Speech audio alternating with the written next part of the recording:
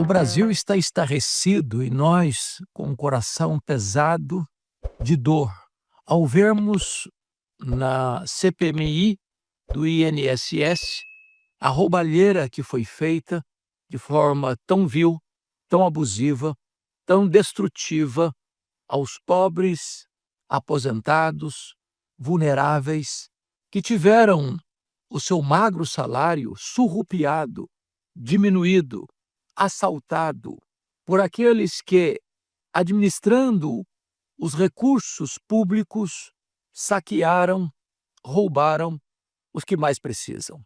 Fizeram fortunas, acumularam riquezas, aumentaram seu patrimônio de maneira explosiva, sem qualquer pejo, sem qualquer temor, talvez sem qualquer medo das consequências. Quem sabe por terem costas largas ou por se sentirem protegidos pelo sistema. É claro que Deus abomina a injustiça. É óbvio que aqueles que assim praticam ou fazem não podem receber o aval divino nem o aplauso dos homens. O roubo em si já é abominável. É uma quebra da lei de Deus, não furtarás. É o rompimento com a prática que deveria ser a base da sociedade, o trabalho, a honradez, a integridade, a honestidade, a probidade no trato com a coisa pública ou privada. Eu quero trazer à sua memória esclarecida o texto de Amós, porque Amós também está enfrentando realidade parecida em Israel 700 anos antes de Cristo. A desonestidade nas transações lá também estavam presentes. E esse profeta de Deus, calçado na verdade, destampa este fosso nauseabundo da corrupção, da roubalheira, das negociatas, dos porões da corrupção, trazendo à tona toda a injustiça praticada naquele tempo. Lançando luz, certamente, à mesma roubalheira que se vê hoje, denunciada a plenos pulmões, à luz do dia, tantas vezes sem a devida ênfase da mídia, dos meios de comunicação de massa, que deveria, sim, trazer à tona isso para repudiar essa prática. O profeta Amós, no capítulo 8 do seu livro, versículo 4, ele começa assim: ouvi isto, vós que tendes gana contra o necessitado e destruís os miseráveis da terra. É doloroso escutar isso, que existe gente que tem gana contra o necessitado. Ele não apenas rouba, mas rouba do vulnerável, do mais pobre, do necessitado, que precisa do seu pouco dinheiro para botar pão na mesa, para comprar o remédio, para pagar o aluguel, para trazer o mínimo de conforto na velhice ou na vulnerabilidade.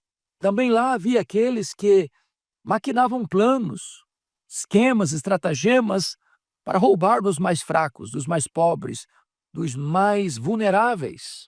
Desta maneira, destruindo, ferindo de morte os mais necessitados. Uma vez que, não tendo dinheiro para a comida, vem o enfraquecimento. O enfraquecimento vem abrindo portas para as enfermidades oportunistas. Não tendo dinheiro para comprar o remédio, os dias são encurtados, a morte é apressada, a dor e o sofrimento da família chega. Esta era a realidade que estava existindo no tempo de Amós. Esta é a realidade que se percebe ainda hoje. Versículo 5 ele diz, dizendo, quando passará a festa da lua nova para vendermos os cereais e o sábado para abrirmos os celeiros de trigo, diminuindo o efa e aumentando o ciclo e procedendo dolosamente com balanças enganadoras.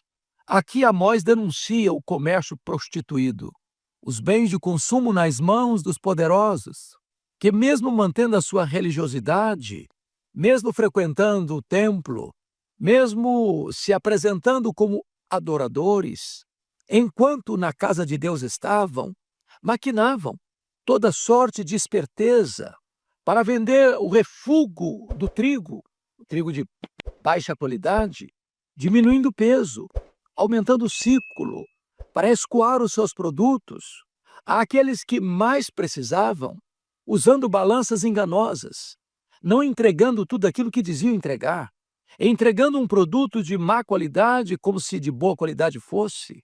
E desta maneira, num comércio de opressão, do lucro fácil, da ganância insaciável, da exploração criminosa, da falta de pudor, da ausência da integridade, da ganância insaciável, se enriqueciam às custas dos mais pobres, dos mais vulneráveis, dos mais necessitados. Então, o próprio Deus, através do profeta Amós, está denunciando essa prática, repudiando esta prática, condenando esta maneira de agir. É claro que a sociedade contemporânea hoje deveria ter o mesmo repúdio a esta prática tão vergonhosa, tão nefasta, tão abusiva, daqueles que se aproveitaram usando esquemas para se enriquecerem, e se enriquecerem de maneira ilícita, subtraindo daqueles que menos têm e que mais precisam. É importante afirmar que nós somos favoráveis à riqueza. É claro, a riqueza não é um problema, é uma bênção. Se fruto do trabalho honesto e da bênção de Deus. Mas quando a riqueza é mal adquirida, quando ela é fruto do negócio injusto, do suborno, das ações subterrâneas no mundo, da ganância insaciável, onde os fins justificam os meios, onde o desejo de riqueza é maior do que o compromisso com a integridade, quando se acumula bens mal adquiridos em casa, quando se ajunta ouro e prata, carros, motos, apartamentos, iates, bens que expõem talvez o luxo fausto, mas que não foi fruto do trabalho, da integridade, ao contrário, da exploração e do roubo, isso precisa merecer total repúdio. E o Deus único, vivo e verdadeiro é o Deus da justiça. Ele não é apenas o Deus religioso, não é apenas o Deus dos templos religiosos. Ele é o Deus de toda a terra. Ele repudia o mal nos parlamentos, nas cortes, nos palácios, nos comércios, seja internacional ou nacional, na indústria, quando se entrega um produto inferior, quando se vende algo dizendo que tem boa qualidade e não tem, quando até nas bebidas se põe e se acrescenta produtos nocivos à saúde pública, tudo isso certamente recebe a reprovação e o repúdio daquele que é a própria justiça, o Deus vivo e verdadeiro. E aqui o profeta Amós está denunciando no seu tempo àqueles que maquinavam planos para vender o refúgio do trigo por um peso menor, por um preço maior, para um lucro mais robusto, para encher os seus bolsos de dinheiro, o seu coração de ganância e a sua alma de avareza. O verso de número 6 prossegue e diz: para comprarmos os pobres por dinheiro e os necessitados por um par de sandálias e vencermos e vendermos o refúgio do trigo. Então, na verdade, eles querem se tornar os donos, os proprietários de todos os bens, de todas as riquezas. Querem acumular casa a casa, campo a campo, como também denunciou o profeta Isaías, para se assentarem como os únicos senhores da terra. Estas pessoas gananciosas, elas não pensam no próximo, elas não amam o próximo, elas não veem os pobres e necessitados como alguém que precisa de socorro e ajuda, mas como um campo para ser explorado, como alguém a ser dilapidado, conquanto que elas cresçam, que elas se enriqueçam, que os outros sofram. Esse é o pensamento daqueles que tais práticas cometem. Eles querem mais e mais, são como sanguessuga, cuja linguagem é dá, querem sempre mais, nunca estão satisfeitos. E via de regra, aqueles que amealham riquezas de forma desonesta, não é porque precisam do necessário para sobreviverem, é porque têm uma ganância insaciável. É que tudo o que tem não preenche o vazio do coração. E a Bíblia diz que aqueles que querem ficar ricos caem em tentação e cilada e atormentam a si mesmos com muitos flagelos. Muitos nessa cobiça desviaram-se da fé. A Bíblia diz que a riqueza é uma bênção. O dinheiro em si é uma bênção. O problema não é ter dinheiro. é amar o dinheiro. Porque o amor do dinheiro é a raiz de todos os males. Por amor ao dinheiro, muitas pessoas se casam e descasam. Por amor ao dinheiro, muitas pessoas corrompem e são corrompidas. Por amor ao dinheiro, muitas pessoas mentem, muitas pessoas matam, muitas pessoas morrem. Por amor ao dinheiro, muitas pessoas vendem a alma para o diabo, destroem a si mesmas. Porque quem ama o dinheiro dele nunca se satisfaz, diz a Bíblia. Quem ama o dinheiro lutará com unhas e dentes para ter mais, sempre mais, e nunca estar insatisfeitos. O dinheiro é uma bênção quando ele é usado para a glória de Deus, para o conforto da família, para o socorro do próximo. O dinheiro é um bom servo, mas é um péssimo patrão. Ele se torna um carrasco. Ele vai exigir tudo de você. Ele vai tirar tudo de você. Portanto, Jesus afirmou que dinheiro é mais do que uma moeda, é uma entidade, é mamon. E ninguém pode servir a dois senhores, a Deus e a mamon. Quem é servo de mamon é um idólatra. Quem é servo de mamon lutará para que mamon governe a sua mente, seu coração, seus sentimentos. Mamon vai requerer toda a dedicação da sua vida e, finalmente, vai destruir você. A palavra de Deus nos diz, entretanto, que a piedade com o contentamento é grande fonte de lucro. A vida de um homem não consiste apenas na quantidade de bens que ele possui. Há ricos pobres e há pobres ricos. John Rockefeller, o primeiro bilionário do mundo, disse que o homem mais pobre que ele conhecia era o homem que só tinha dinheiro. Via de regra, as pessoas mais felizes, dizia ele, são aquelas pessoas que chegam em casa cheirando graxa, comem um bom prato de arroz, feijão e dormem a noite toda bem dormida. Agora, a riqueza adquirida com suborno, a riqueza fruto da corrupção, das propinas, do dinheiro fácil, da roubalheira, da opressão econômica, das negociatas, das vantagens, da proteção dos poderosos. Esse dinheiro vai ser combustível para a destruição da pessoa. Ela pode dormir na cama mais macia, num travesseiro de pena de ganso, mas ela não vai ter paz. Ela pode andar e voar em jatinhos particulares, nos iates mais caros, nos carros mais bonitos e blindados, pernoitar nos hotéis mais caros, frequentar os restaurantes mais qualificados, usar as joias e relógios mais caros, as roupas de grife, as festas mais requintadas, beber os vinhos mais selecionados e caros. E nada disso vai preencher o vazio do coração. Essas pessoas estão condenando a si mesmas ao opróbrio, à vergonha, porque a Bíblia diz que é melhor ser um pobre honrado do que ser um rico injusto, iníquo, desonesto. A Bíblia diz por isso que o bom nome vale mais do que riquezas. É melhor você ser um pobre honrado que anda de cabeça erguida na rua do que ser chamado de ladrão ao sair de casa. Essa é uma pecha terrível que ficará naqueles que, tendo a oportunidade de fazer o bem, fizeram o mal, tendo a oportunidade de trabalhar com honradez e integridade, lançaram mão da corrupção. Então a palavra de Deus é eloquente e ao mesmo tempo soleníssima em alertar para esse perigo. O texto de Amós prossegue e diz assim: jurou o Senhor pela glória de Jacó, eu não me esquecerei de todas as suas obras para sempre. Que obras? As obras daqueles que estavam explorando os pobres, usando balanças enganosas, cobrando mais caro, entregando menos, produtos de má qualidade, de péssima qualidade, para explorar os pobres, para destruí-los. Então, o que podemos fazer?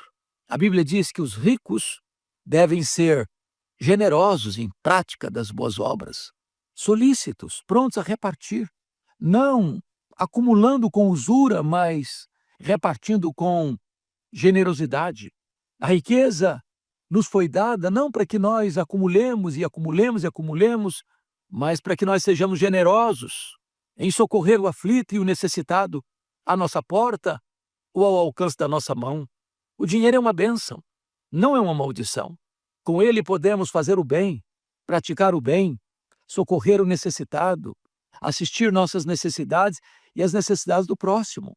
Então, em vez de você imitar aqueles que estão explorando, surrupiando o bem alheio, talvez assaltando os cofres públicos, o erário público, os recursos que deveriam ir para os hospitais, para as escolas, para as estradas, para o progresso da nação e para o bem comum, e estão desviando esses recursos. Quem sabe pudéssemos trabalhar com integridade. Todo o trabalho é digno, todo o trabalho honesto merece os nossos maiores encômios, os nossos maiores elogios, porque o trabalho é uma bênção, foi instituído por Deus antes da queda, requerido depois da queda, e continuaremos a trabalhar mesmo depois da glorificação. Que Deus nos ajude para corrigirmos e emendarmos os nossos caminhos, para que o lema da nossa bandeira Ordem e Progresso não seja apenas uma letra perdida no lábaro que ostentamos, mas que seja o lema de cada brasileiro. Queremos ordem, queremos progresso. Não há ordem sem progresso, não há progresso sem ordem. Não há nação rica e próspera e abençoada sem trabalho honrado. Que as nossas autoridades constituídas possam cuidar dos mais necessitados. Que as nossas leis sejam justas. Que as nossas empresas cresçam, tenham lucro e consigam dar mais emprego. Que os trabalhadores possam ter amor ao trabalho e, em vez de ficarem acomodados ao assistencialismo, possam se aperfeiçoar para avançar, terem melhores condições de oferecer melhores oportunidades à sua família. É com o trabalho que a nação avança, é com a integridade que nós crescemos, e é desta maneira que nós poderemos sair do opróbrio e da vergonha, da justa condenação divina para a bênção dos céus. Trago esta palavra a você com todo temor e tremor, por amor à nossa pátria e ao nosso povo, desejando que Deus abençoe o Brasil. Que Deus abençoe as nossas autoridades constituídas do Poder Executivo, do Poder Legislativo e do Poder Judiciário. Que tenhamos uma nação abençoada e próspera para a glória de Deus e para o bem de todos os seus cidadãos. A palavra de Deus é viva e poderosa, e a Bíblia diz: feliz é a nação cujo Deus é o Senhor. Se nós temermos a Deus e vivermos os seus princípios que são eternos, veremos nossa vida, nossa família, nossa cidade, nosso estado, nossa nação ser uma nação mais próspera para a glória de Deus. Deus abençoe sua vida, Deus abençoe sua família, Deus abençoe sua cidade, Deus abençoe a nossa nação. A Bíblia, desde o profeta Amós até o Novo Testamento, condena a ganância e a desonestidade que exploram o necessitado. O Evangelho exige integridade e amor ao próximo, pois a riqueza em si não é o problema, mas sim o amor ao dinheiro, que é a raiz de todos os males e destrói a vida. A verdadeira prosperidade, portanto, está na piedade com contentamento e na honradez, e não na riqueza ilícita, pois o juízo divino garante que os corruptos colherão o mau nome e a ausência de paz. Sinta-se à vontade para debater respeitosamente sobre este tema na seção de comentários. Não se esqueça de deixar um gostei e se inscrever no canal para receber os próximos vídeos. Um abraço a todos e fiquem com Deus.